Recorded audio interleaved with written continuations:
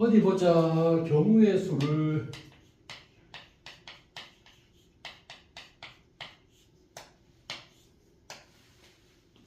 나 시작을 할 건데 스타일별로 정리를 해가면서 너한테 정리를 좀 해볼 테니까 한번 잘 귀담아 들어봐. 자, 첫 번째 더한다, 곱한다. 그러니까 우리 경우의 수를 구하는데 더해야 되는 경우와 곱해야 되는 경우 구분. 가장 기본적이고 가장 원론적이고 근본적이야. 그래서 그러니까 예를 들면 뭐하지? 너가 자 보자. 너 뭐 먹고 싶니? 자, 치킨, 피자. 치킨이 세 종류가 있다. 이름 말하기 귀찮다. A, B, C. 피자는 두 종류가 있다. 뭐하고 기억, 뭐 상상 피자도 있고, 그다음에 또 뭐 있지? 피자 애땅도 있고. 자, 그러면 너가 선택을 하는데 치킨을 고르거나 또는 피자를 골라서 먹어봐. 이렇게 하면 너는 몇 가지를 고민하게 돼. 너가 선택할 수 있는 가지수가 몇 가지가 돼. 치킨을 고르거나 하나만 고를 건데 치킨을 고르거나 피자를 골라봐. 이렇게 하면 몇 가지를 놓고 고민하게 돼? 5가지를 놓고 고민하게 돼. 내가 치킨 A를 먹을 건지 치킨 B를 먹을 건지 치킨 C를 먹을 건지 단순하게 생각하면 피자 상상 피자를 먹을 건지 피자 애땅을 먹을 건지 해가지고 총 5가지 갖고 고민을 하게 돼. 이 중에서 하나만 딱 골라 먹어야 되는 거잖아. 근데 선생님 말을 좀 바꿔가지고 야, 너 이번에 시험 너무 잘 쳐가지고 선생님 기분 너무 좋아. 내가 치킨하고 피자하고 하나씩 사줄게. 자, 그렇게 했다고 쳐. 치킨도 하나 고르고 피자도 하나 고를 거야. 그러면 너는 몇 가지를 고민하게 돼? 6가지를 고민하게 돼. 맞지? 말 이해되지? A하고 상상, A하고 애땅, B하고 상상 이런 식으로. 그렇게 해가지고 총 6가지를 고민하게 돼. 그러면 이 조금 전에 일어났던 그 상황을 수학은 추상적인 상황, 수학은 사물을 우리 인류가 뭐 너무 거창한데 여하튼간에 뭔가 일어나는 일들을 추상화시키는 능력이 극대화된 게 여기 경우의 수란 말이야. 구체적으로 말하면 모든 우리가 수학은 다 그래. 여기 있는 이거하고 자 봐봐라. 옛날에 내가 너한테 그런 얘기 한 적 있는가 모르겠는데 이거하고 공통점이 뭐지? 여러 가지가 있는데 이거하고의 공통점은 1이라고 하는 숫자라고. 그렇잖아? 이거하고 공통점 여러 가지가 있는데 그 중에서 1이라고 하는 공통점이 있는 거야. 그 1은 임마가 될 수도 있고 임마가 될 수도 있고 얘가 될 수도 있고. 잠깐만 이해되나? 그걸 우리는 추상화라고 그래. 그러면 경우의 수는 여러 가지 각종 숱한 상황으로부터 공통적인 계산법 이런 것들을 끄집어내는 게 필요한 능력이 돼. 한마디로 이걸 어려우면 진화가 좀 덜 되는 거지. 근데 말이 좀 위험하게. 이 찍는데 이거 누가 부모님 보시면 안 되는데. 그래서 지금 어떤 상황일 때는 여기 있는 치킨을 고를 수 있는 경우의 수 3가지하고 피자를 고를 수 있는 경우의 수 2가지하고 어떤 경우에는 더하기를 하고 어떤 경우에는 곱하기를 할 거야. 이걸 어려운 말로 하면 뭐 아무 도움이 안 되니까 우리가 쓰는 쉬운 말로 하면 또는 뭐 이거랑 비슷한 접속사가 뭐가 있냐면 뭐뭐 하거나 등등. 자, 두 사건 사이에 또는 뭐뭐이거나 아니면 크게 분류를 했어. 이런 경우 분류하게 되면 중간에는 당연히 또는이라는 말이 들어가게 돼 있어. 잘 생각해봐라. 그래서 또는 뭐뭐 하거나 이런 접속사가 어울리는 문제 상황이면 그때는 두 경우의 수를 더하기를 하는 거야. 그 다음에 그리고 뭐뭐 하고 동시에 그 다음 연속적으로. 자, 접속사는 그리고 뭐뭐하고 이런 말들이 적당한 문제 상황이 될 경우에 그때는 두 경우의 수를 곱하기를 하는 거야. 자, 앞에 들었던 예로 다시 돌아가면 선생님이 처음에 든 거는 치킨을 고르거나 또는 피자를 골라봐 라고 말을 한 상황이었고 그거는 5가지야. 근데 두 번째 든 얘는 치킨과 피자를 같이 골라. 동시에 골라. 치킨도 먹고 피자도 골라. 그런 식으로 말되어지는 상황이었어. 맞죠? 그때는 뭐 하니? 곱하기를 하는 거라고. 알아먹겠지? 자, 그래서 더하는 상황과 곱해야 되는 상황을 학생들이 가끔씩 헷갈려하는 경우가 있는데 그냥 자체적으로 자기가 한국 사람이면 제대로 교육받은 한국 사람이면 말을 붙여보는 게 제일 좋은 방법이야. 중간에 뭐뭐하고 이런 말을 붙여야 적당한 상황인지 또는 뭐뭐하거나 이런 말을 붙여야 되는 적당한 상황인지를 판단해보면 더해야 될지 곱해야 될지가 금방 나와. 문제를 제대로 이해했다면. 그죠? 자, 그 다음에 두 번째. 경우의 수를 찾는 근본적인 방법으로 봐라. 수형도. 그 다음에 뭐 나열하는 방법. 사전식 배열법. 이렇게 써놓을까?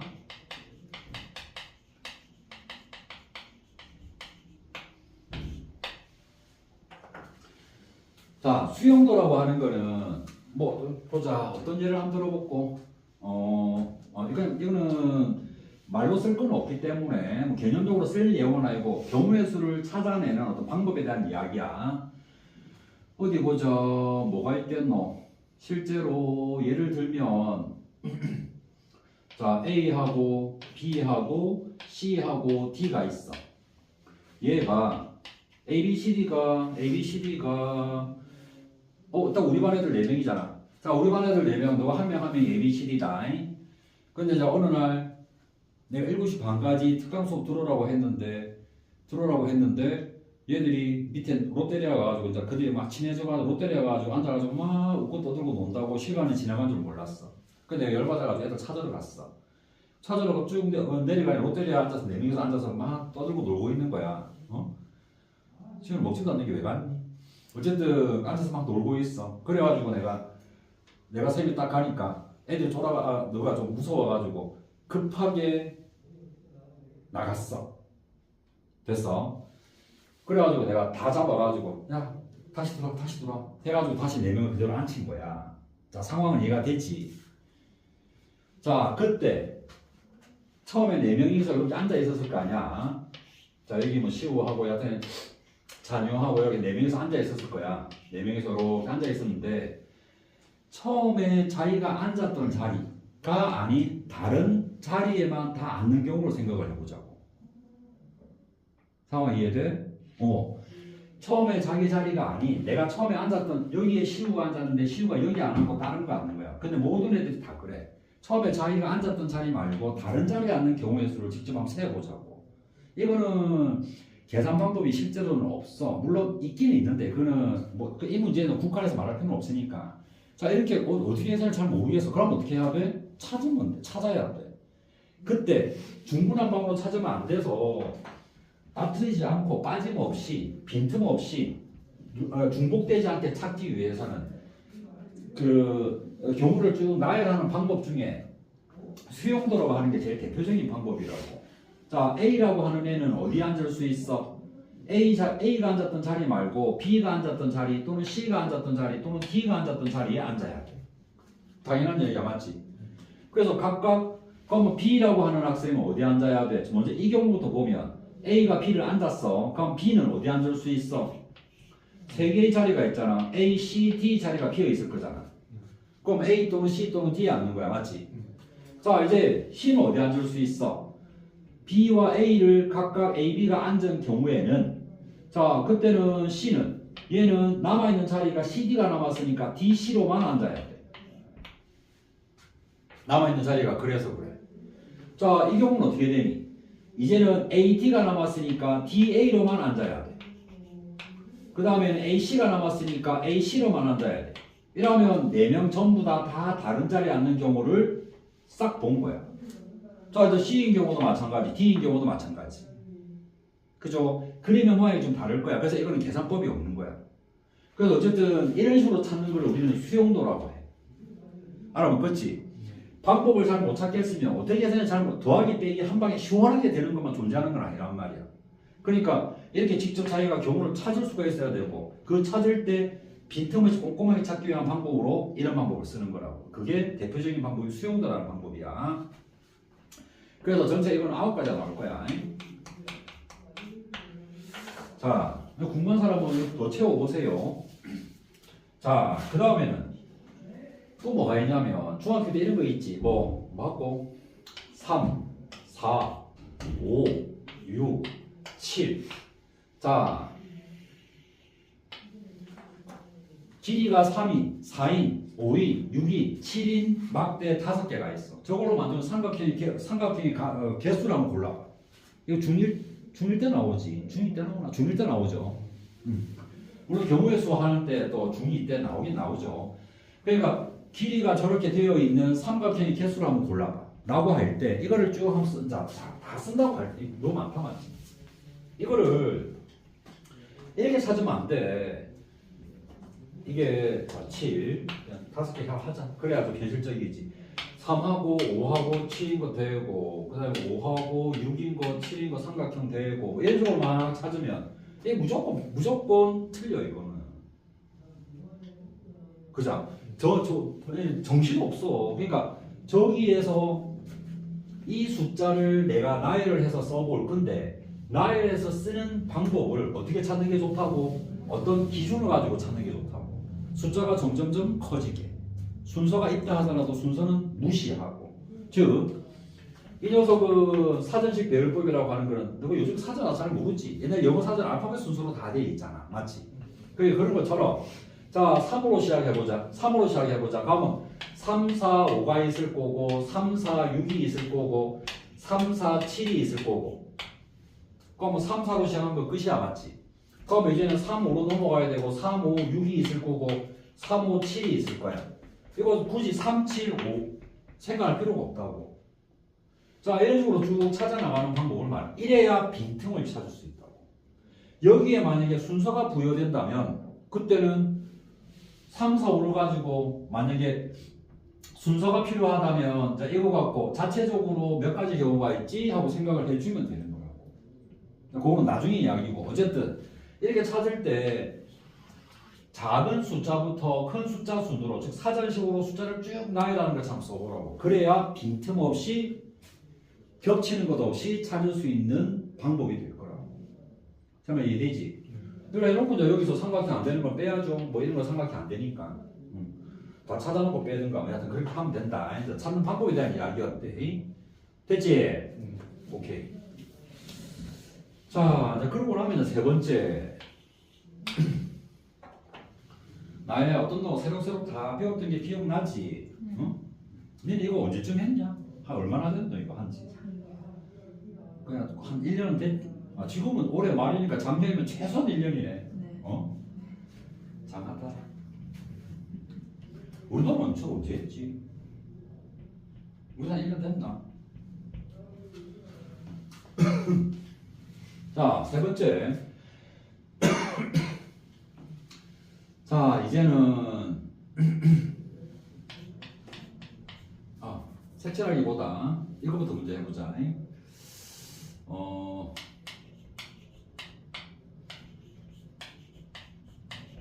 곱의 법칙. 이게 쓰임새가 많아서 자, 곱하기는 수용도에서 나온 거야. 일단은 봐라. 예를 한번 들어보면 예를 들어보자. 뭐가 있겠노? 2의 4승 곱하기 3의 2승 이거 갖고 만들 수 있는 약수. 자, 동전 10원짜리 동전이 4개 그 다음에 100원짜리 동전이 3개 이렇게 해서 만들 수 있는 금액의 가지수. 자, 이 두 문제 아까는 추상화하는 능력이 여기서 많이 필요하다고 했다. 대표적인 예를 들 뿐이고 문제는 모양을 달리 해가지고 다양한 형태로 나타납니다. 그게 경우의 수의 어려움이죠. 자, 2의 4승 곱하기 3의 제곱의 약수의 개수를 세려고 그래. 약수라고 하는 거는 숫자에서 약수라고 하는 거는 뭐라고?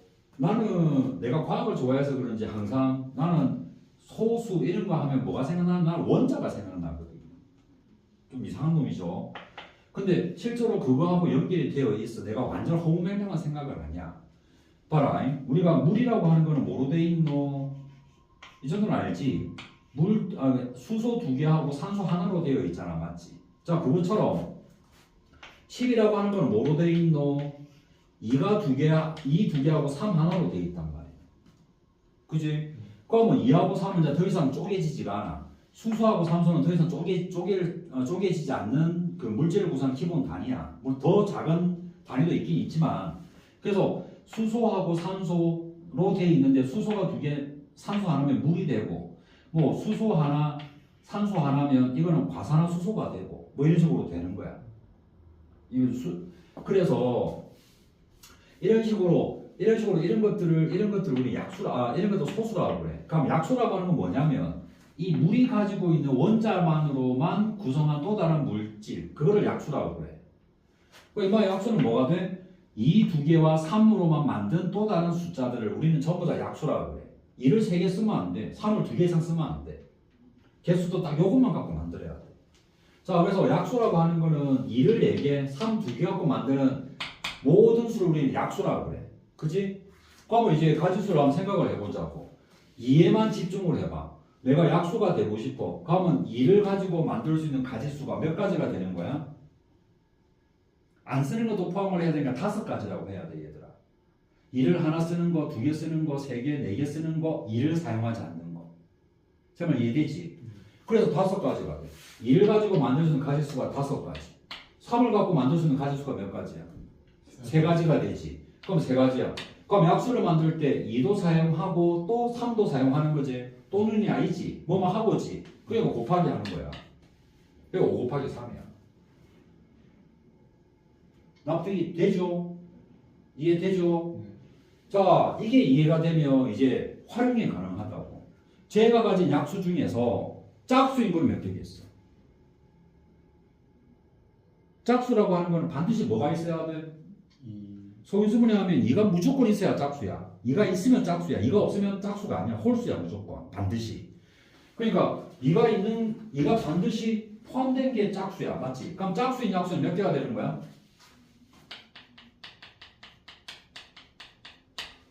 2를 가지고 만드는데 가지수가 몇 개가 돼, 이제? 이제 0개는 안 되지. 그러니까 4가지가 되는 거야. 2를 하나 쓰고 시작해야 되니까. 그 다음에 3은 마찬가지로 0개까지 포함해서 되냐? 그래서 총 12개의 짝수가 전마 가진 약수 중에서 짝수의 개수가 되는 거야. 이해되지? 이거하고 자, 내 주머니에 10원짜리 4개 있고 100원짜리 3개가 있어. 내가 아무 때나 눈 감고 딱 꺼냈을 때 내가 꺼내서는 금액의 가지수라 생각해보라고. 뭐가 있어? 10원짜리 갖고 몇 개 만들 수 있어? 5가지를 만들 수 있어. 100원짜리 갖고 몇 개 만들 수 있어? 4가지를 만들 수 있어. 5 곱하기 4야. 20가지가 되네. 5 곱하기 4지. 아, 이거 3개가 됐구나. 이거 똑같이 하고 싶었는데 2개나 하자. 3개. 이렇게 하고 총 15개의 경우의 수가 생길 수 있는 거야. 물론 영혼이 포함되어 있지는 하지만. 됐냐? 자, 어떤 그래서 곱해야 되는 상황이라고 하는 거는 어떤 2개 이상이 얽혀가지고 뭔가를 선택을 할 때 동시에 또는 연속적으로 선택하는 모든 상황을 곱해서 다 연결하면 돼. 그러니까 개별적인 상황을 숫자로 다 쓰고 난 다음에 그걸 다 곱해서 쭉 연결하면 돼. 그죠? 이걸 확장하면 얼마든지 확장이 가능한데 한 이 정도만 끊자고. 언더스탠드 하지? 오케이. 오늘 같은 간에 이렇게 개념 정리하는 거는 앞으로 공부하는데 좀 기본 밑거름이 될 기다. 지울 생각이야. 필요하다고 생각하면 찍어도 돼.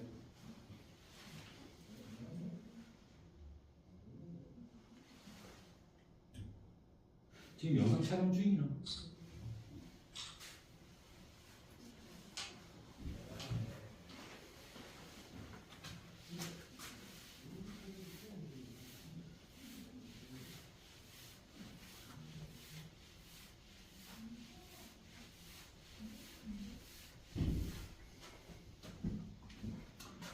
자, 이제 네 번째.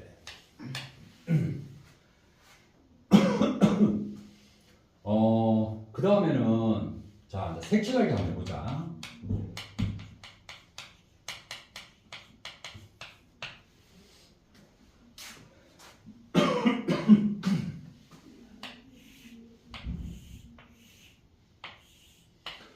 어디 보자. 뭐, 이렇게 구분을 좀 할까? 자, 이렇게 되어 있다고 치자. A, B, C, D 구역에 색깔은 4개의 색깔이 일반적인 문제 상황이야. 4색. 그 다음에 여러 번 반복 사용 가능하고, 기본 조건이다. 반복 사용 가능하고, 다만 이웃 한 곳은 다른 색, 이웃은 다른 색. 경계로 이웃되고 있는 지점은 색깔을 달리 해야 돼. 자, 이걸 4색 문제라고 하는 정말 유명한 문제 상황이야. 자, A, B, C, D라는 이렇게 생긴 지도에다가 색깔 4개를 이용해서 한번 해보자고. 자, 먼저 이웃을 제일 많이 하는, 뭐 지금은 그냥 알파벳 순으로 하면 되겠네. A하고, 그 다음에 B 색칠을 하고, 그 다음에 C 색칠을 하고, D 색칠을 할 거야. 이게 수용도를 쭉 그려보면 알 수 있어. A는 노란색 또는 파란색. 그러니까 A에 노란 칠했을 때 B는 무슨 색, 이런 식으로 이제 넘어가는 거라고. 그 수용도의 과정을 생략해서 계산법으로 나타내면 A에 칠할 수 있는 가지수가 몇 가지야? 네 가지야, 그지? 그럼 B는 A하고 이웃하고 있으니까 B에는 몇 가지야? 세 가지가 돼. C는 A와 B와 다 이웃하고 있으니까 C는 몇 가지가 돼? 두 가지가 되고, D는 몇 가지가 되겠어? 요거 두 가지가 되겠지. 그래서 각각 칸을 색칠할 때 걔들하고 이웃하고 있는 곳에 색깔이 정해져 있는지 않는지 그거 가지고 이 개수를 조절해 주면 돼. 그래가지고 다 곱하기 연결하면 되죠. 이렇게 하는 걸 말해. 그 색칠하기는 안 어려워. 자, 그런데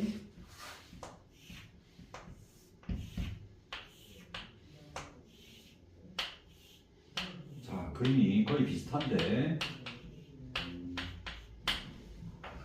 자, 이제 여기를 보면 봐라. 그럼 약간 다르죠. 자, A하고 B하고 C하고 D를 한번 가보자고, 얘들아. 자, A는 몇 가지야? 4가지. B는 몇 가지야? 3가지. C는 몇 가지야? A하고 이웃하고 있어, 안 하고 있어? 안 하고 있지. 그럼 몇 가지가 되는 거야? 3가지라고 해야지. 그럼 D는 몇 가지니?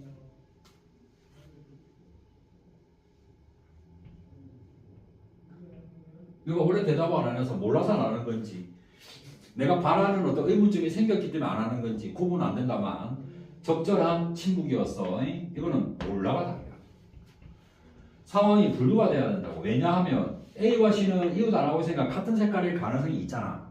A와 C가 같은 색깔이면 D에는 A와 C가 다른 색깔이 D에 색칠할 수 있는 가지수가 달라지지. 그러니까 A와 C가 같은지 안 같은지 모르니까 이거는 몰라가 되는 거야. 말 이해되지? 그래서 지금 이 녀석을 우리가 생각을 할 때는 뭐가 중요해? A와 C가 같냐 다르냐가 중요해. A와 C가 같은 색깔인지 다른 색깔인지 그게 문제에서 키포인트에 해당돼. 그래서 뭐 해야 돼? 분류하면 돼, 얘들아.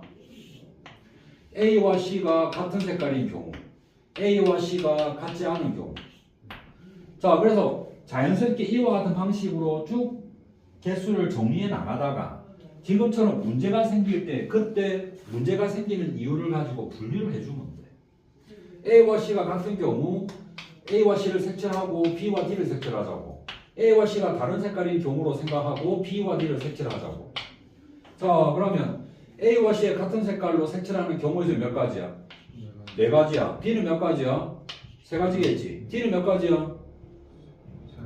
이것도 3가지지. 그냥 4 곱하기 3 하면 되고요. 자, A와 C가 다른 색깔이면 A의 4가지, C가 달라야 되니까 3가지. 맞지? 자, B는 몇 가지가 돼 그러면? 2가지가 되지. D도 몇 가지야? 2가지겠죠. 그래서 이마는 36가지와 이마는 48가지인가? 48가지. 자, 따라서 분류한 거니까 이 두 개의 숫자는 어떻게 하는 거야? 더하기 하는 거라고.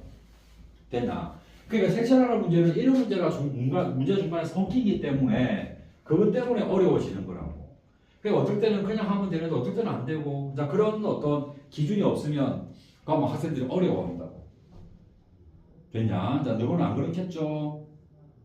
대답해라 빨리. 자 색칠하기 이 정도면 됐지.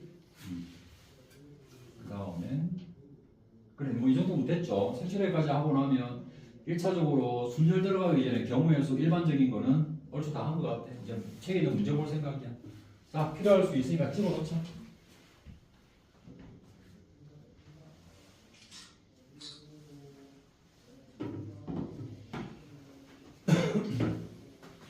그럼 아까 내가 너한테 준 책이 있잖아. 보자 그 책을 한번 펼쳐보시면요. 각 유형마다 유형화에 다 유형화 시켜놨거든. 유형마다 하나씩 첫 번째 문제 하나씩 한번 풀어볼까요? 23번까지 유형이 유형 개수는 몇 개인지 모르겠다. 어쨌든 23번까지 각 유형마다 하나씩만 쭉 풀어보세요. 하나씩만.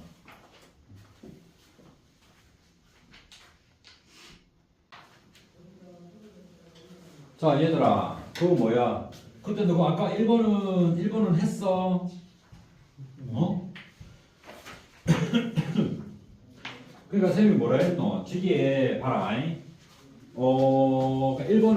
1번 문제 보면 자 1부터 5까지 있는 숫자 중에서 3번을 꺼내가지고 합이 3 또는 5가 되는 경우야.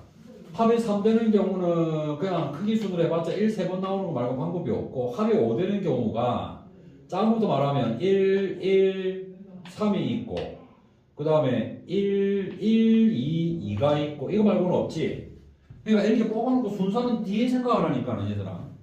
자 그러고 나면 1, 3개 가지고 순서를 달리하는 경우의 수는 어차피 하나밖에 없어. 얘는 몇 가지가 있어? 3가지 있어. 얘 몇 가지 있어? 3가지 있어. 됐지?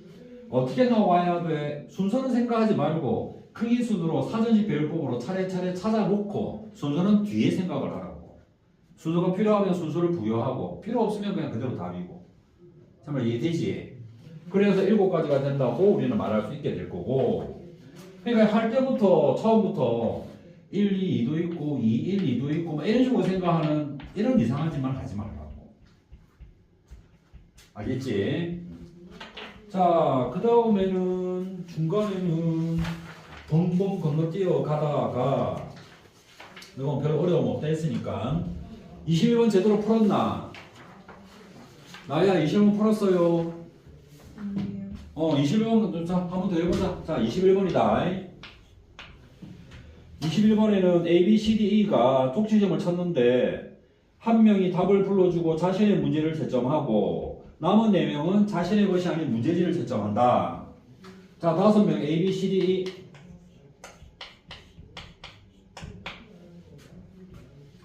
아주 헷갈린다. 자, 수용들을 자, 누가 다 불러줬고 얘가 다 불러준다 하지 뭐. A는 자기 자신의 시험지를 채점을 하고 나머지 B, C, D, E는 전부 다 다른 학생의 시험지를 채점을 해야 돼. 그럼 B가 가져가는 게 몇 가지야? 몇 가지가 아니고 뭐가 있냐? C 시험지를, D 시험지를, E 시험지를 가져갈 수 있는 거야. 맞지? 그러면 이제 그럴 때 C는 이제 남아있는 게 뭐가 남았냐? B, D, E가 남았으니까 B, D, E가 남았으니까 아니지. 그럼 얘는 B, D가 남았으니까 B가 되고 D도 되고 E도 되는 거죠. D 시험지를 가져갔을 경우에는 뭐가 남았냐? B, C, E가 남았으니까 B, E가 되는 거죠. 그 다음에 E 시험지를 가져갔을 때는 B, D가 되겠지. 자, 이제는 뭐가 남았냐면 D가 남았으니까 ED로만 가져가야 되고 CD니까 B가 남았으니까 EB로만 가져가야 되고 그 다음에는 CE니까 BD가 남았으니까 BD로만 가져가야 되고 자, 이 경우는 BD를 가져갔으니까 C가 남았으니까 무조건 EC로만 가져가야 되고 얘는 BC가 남았으니까 BC도 되고 CB도 되는 거지. 자, 요때는 BE를 CD가 남았으니까 CD로만 가져가야 되고, 자, 요때는 BC가 남았으니까 BC 가져가도 되고 CB 가져가도 되지. 어쨌든 이 경우가 몇 가지고? 9가지지. 됐냐? 그러면 A가 자기 시험지를 가져갔을 때 9가지, B가 자기 시험지를 가져갔을 때도 똑같이 9가지겠지. 그러니까 자기 시험지를 가져가는 그 경우에서는 5가지가 있으니까 이 문제의 답은 5, 9, 45 이렇게 답이 돼야 되겠네. 맞죠? 풀이 됐냐? 자, 하나만 더 하자. 왜 바로 되면 값이죠? 숙제는 26번까지다.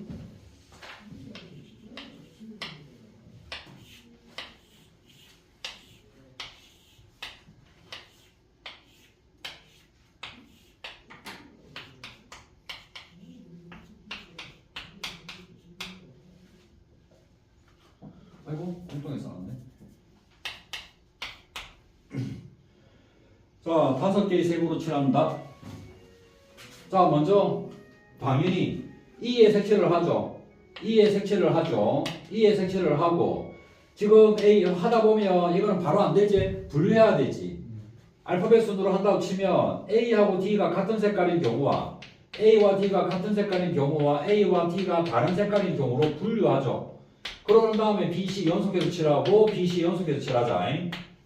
자, 그러면 어떻게 되냐? E는 5가지, A와 D는 4가지, 그 다음 B는 몇 가지가 돼? 3가지, C 몇 가지가 돼? 3가지. 자, 그 다음에 이 경우는 어떻게 되노? 5가지 곱하기 A와 D가 달라야 돼. 4 곱하기 3. 그럼 B는 몇 가지? 2가지. C 몇 가지냐? 2가지. 되냐? 자, 그러면 정리하면 얼마니 이거? 20이고 3, 3은 9니까 180까지. 얘는 4, 이렇게 하면 20이니까 4, 3, 12, 240까지. 따라서 뿅 더하면 420까지가 되겠네. 그지? 됐어. 답 이렇게 나온 거야. 오케이.